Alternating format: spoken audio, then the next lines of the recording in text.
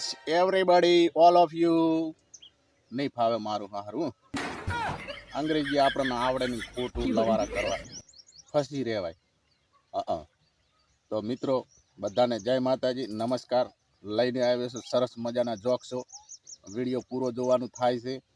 5 મિનિટનો ટાઈમ લેજો, વિડીયો પૂરો જોજો, પછી તમે તાર બીજા વિડીયો ફેદો ના જ નહીં. અને આ વિડીયોને પૂરો જોજો, મજા આવશે. એવા ધમાકેદાર જોક્સો સંભળાવું ને કે તમારી ઊંઘ ઉડી જાય. હા, એટલે ઊંઝવાનું કરતા હોય તો બાકી બેઠા હોય તમે તમારે દબાવો લાઇકનું બટન, એટલે લાઇક થઈ જાય. અને ચેનલ સબસ્ક્રાઈબ ના કરી હોય કરી નાખો, તમારી ઈચ્છા. મિત્રો આપણે બૈરું હોય ને, બૈરુંને તો થોડીક આંગળી આલે ને તો આખો હાથ લઈ લે એમ કરતું હોય. હો પાછું હોય અખતરો કરેલો છે બંદી. હા, દાખલો આપું.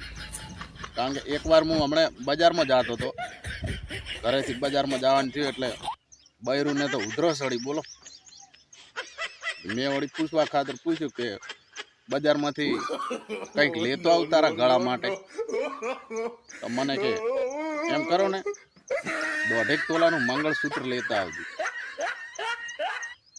એટલું સાંભળ્યું તો મને ઉધરો સડી ગયા. હા શું, એક વખત એક જ્યોતિષે એક છોકરાનો હાથ પકડીને કે બેટા તું છે ને ખૂબ ભણીશ હો. હા, તારા કરમમાં ભણવાનું ખૂબ લખ્યું છે. છોકરો કે એ વાત તો સાચી, 12મા ધોરણમાં 5મું વર્ષ છે આ, પણ ઈ કહો કે હું પાસ ક્યારે થઈશ. અમુક અમુક મિત્રો તો એવા મળ્યા છે ને કે આપણને કોલ કરે અને પછી કે મેસેજ મોકલ્યો એ જોઈ લે તું. તો ભાઈ કોલ કર્યો છે તો હવે કહી દે ને ડાયરેક્ટ મેસેજ જોવાનું ક્યાં કે છે. એટલે એને કોણ પહોંચે કહો. મારે વળી એક પાડોશી એવો છે ને વાત જવા દો. અમુક ટાઈમે કચરા પોતો કરતો હોય, અમુક ટાઈમે છોકરો નવરાવતો હોય, અમુક ટાઈમે વહાણે ગહતો હોય. અને એ બધું જોઈને મારા ઘરમાં તો ઝઘડા થાય છે ને વાત જવા દો. પત્ની એને જુએ ને સીધો મને ઘોંકરાવે.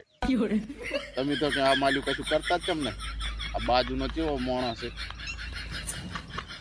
આમાં શું કરવાનું કહો, કોઈ ઉપાય હોય કહેજો. હમણાં શિક્ષક એક છોકરાને કે કદાચ જો આ લાઇટ પેદા ના થઈ હોત, વીજળી જ ના હોત તો આપણે ટીવી કઈ રીતે જોવો. એક પાછળથી ટેણીયું ઊભું થઈને કે મેણબત્તી હળગાવીને જોવો. સાહેબ કોમામ જતા રહ્યા. બોલો, આપણા ભારતના ડોક્ટરો બહુ મહેનતી છે હો. હા, કારણ કે જો બીમારી પકડમાં ના આવે ને તો વારે વારે બધી દવા બદલી અને આપણો ઈલાજ કરશે, પણ હાર તો નહીં જ મોને.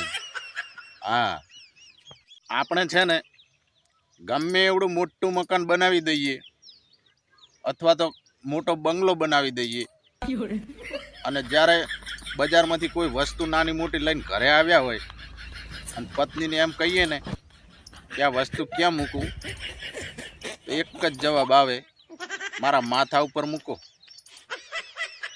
ત્રાસ છે ભાઈ, ત્રાસ છે પત્નીઓનો.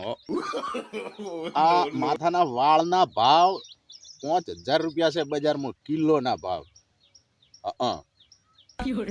અને ફેરિયાઓ છેક ઘર સુધી અને લેવા આવે છે. તો કદાચ કોઈક દિવસ જો જમવામાં વાળ આવી જાય ને તો બૂમો ના પાડતા. કાજુ, લવિંગ, બદામ એના કરતા મોઢા કહેવાય. ભાઈ સમજો થોડુંક. ભાઈ વળી ભયંકર સિગરેટ પીવે હો. એવી લત લાગેલી ને સિગરેટોની વાત જ જવા દો. એક સિગરેટ પૂરી થાય બીજી ચાલુ, આવી લત લાગેલી.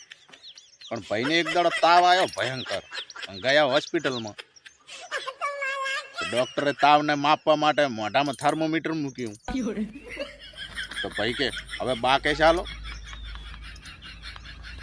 લત તો ના જાય ને ભાઈ, મોઢામાં કોક આવ્યું નહીં. બા કે વાપરે પેલી સિગરેટ હળગાઈ. મારે એક મિત્ર હમણાં છોકરી જોવા ગયેલો. બીજા દિવસે ઘેર આવ્યો એટલે મેં એને પૂછ્યું કે કેમ ભાઈ છોકરી જોવા ગયો તો ગમી કે નહીં? છોકરો કે છોકરી તો ગમી હતી પણ મેં ના પાડી દીધી. મેં કહ્યું લ્યા એમાં વાંધો શું હતો તો ગમી હતી તો? મને કે એની જોડે બહુ ગોલ્ડ મેડલ હતા. મેં કીધું બહુ સારું કહેવાય ને યાર, ગોલ્ડ મેડલ હતા એની જોડે, બહુ હોશિયાર હશે, ભણેલી ગણેલી હશે. કે ના ના એવું નતું, બધા ગોલ્ડ મેડલ એને બોક્સિંગમાં મળ્યા હતા. બૈરું લાવીએ તો કે બાજવાનું તો આપણે થાય ને ભાઈ, કોક દુકાન નીકળી જાય આપણા. આવો ભાઈ હોશિયાર કો. ચૂંટણીનો રંગ જામ્યો હોય ને અને કોઈક સ્ટેજ ઉપર મંત્રીજી બેઠા હોય, અમુક લોકો તો એમની જોડે ફોટો પડાવવા માટે એમની જોડે જાય અને કોનમાં જઈને કે સાહેબ ઠંડુ લાવ કે ગરમ, અને ફોટો પડાવે. બીજા દિવસે એ ફોટો ફેસબુકમાં અપલોડ કરે અને ઉપર લખે મંત્રીજી સાથે ચર્ચા કરી. આવા હોશિયાર લોકો પડ્યા છે ભાઈ. મને હમણાંથી એક વાત મારી બેટી રાત્રે સુવા નથી દેતી, બોલો. હા, વિચાર જ કરું કે જે આ ભૂતો જે છે હોય છે એ બધા સફેદ કપડાં પહેરે છે, તો એ કપડાં સીવીને આપે છે કોણ? સમજાતું નથી યાર.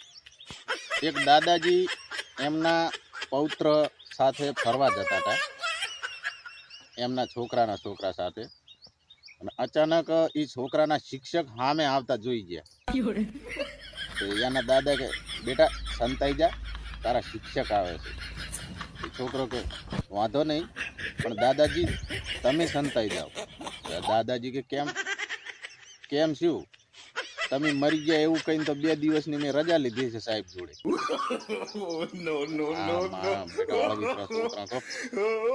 આવા સંસ્કાર વાળો છે. તો મિત્રો વિડીયામાં તમને જરૂર મજા આવી હશે એવી હું આશા રાખું છું.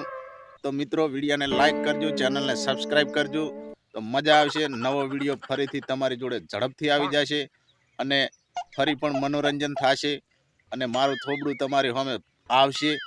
એટલે સાથ આપજો, સપોર્ટ આપજો, ચેનલ સબસ્ક્રાઈબ કરજો અને વિડીયાને લાઈક પણ કરજો, શેર પણ કરજો. એટલો સાથ સહકાર આપજો. મળીએ બીજા વિડીયોમાં નવા જોક્સો સાથે. ભરપૂર મનોરંજન લઈને આવશો. તો ત્યાં સુધી રજા માગું. જય માતાજી.